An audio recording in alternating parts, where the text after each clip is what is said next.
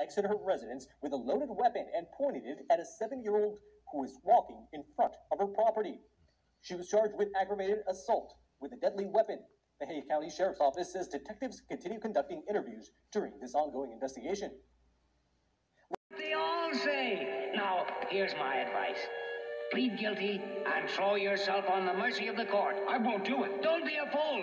Do you want to get the chair like Briggs? I won't do it. I won't admit something I didn't do. Somebody on that jury will believe me. Oh, yeah?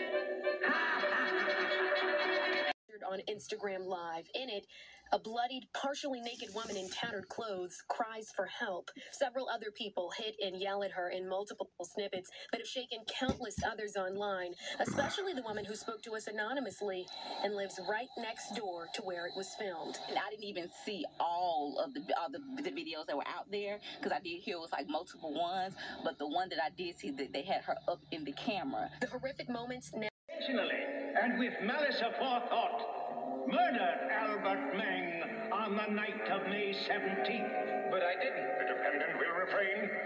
He has a vicious temper, always picking fights.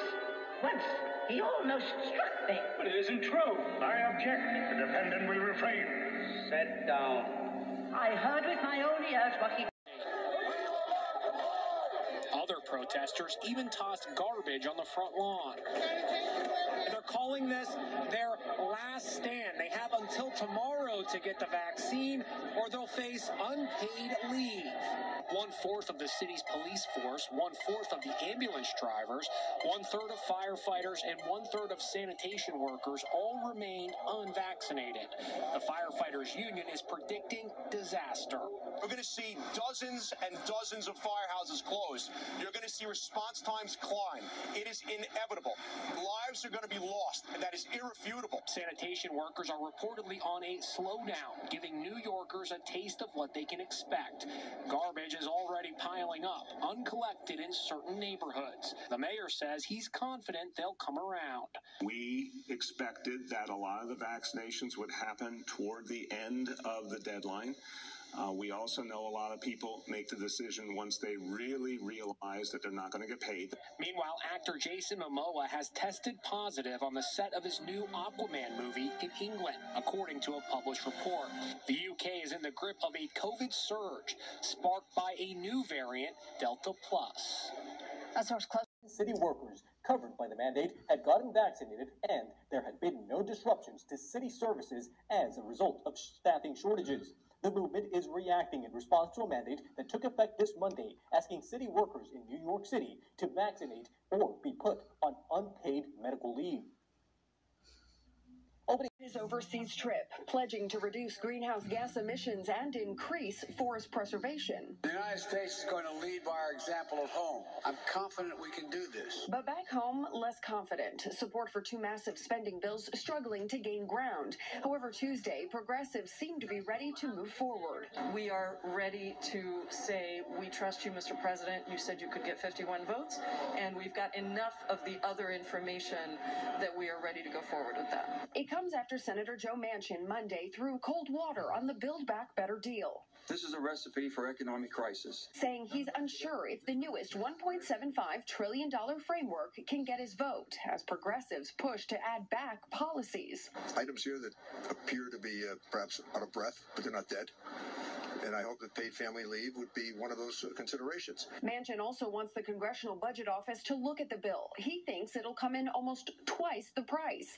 Republicans say it costs too much. The American public should have a right to know what it costs and what it would do. Even so, the Transportation Secretary says an agreement is closer than ever. Two pieces of legislation this big and this complex.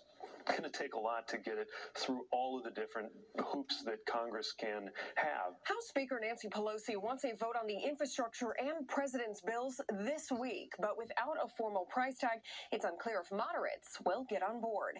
In Washington, Lauren Blanchard, Fox News. No waiting. Bunch Leon. First major electoral test of the Biden era. Fox's Stephen Goen joining us live at the polling site in Virginia Beach with more on this. Good afternoon to you, Stephen. Hi, Caitlin. Good afternoon to you.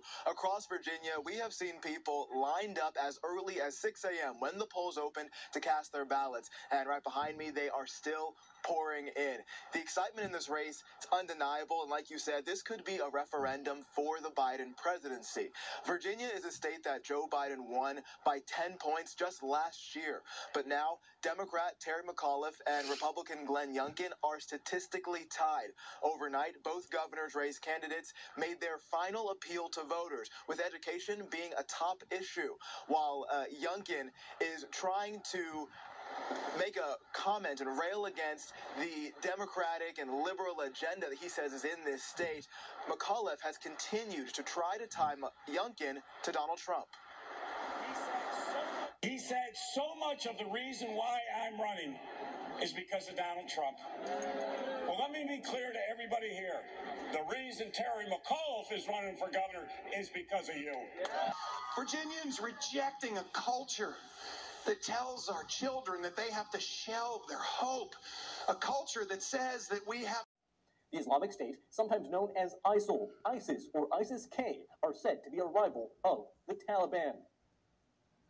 Meanwhile, China on Tuesday accusing the United States of a lack of transparency and responsibility regarding an incident in the South China Sea involving a U.S. Navy submarine last month. At a daily briefing, Foreign Minister spokesperson Wang Wenbin said that the U.S. should provide faster. And second, I'm signing an executive order that will strengthen our management of the United States defense stockpiles for minerals and materials. Canadian Prime Minister Justin Trudeau on Sunday said that his country was increasing its commitment to international vaccine sharing through the COVAX program by donating 200 million doses. Trudeau was speaking in Rome as the Group of 20 summit came to a close. He also reiterated Canada's climate commitments and said that he would have liked a strong... We give everyone a sporting chance. The others, like you,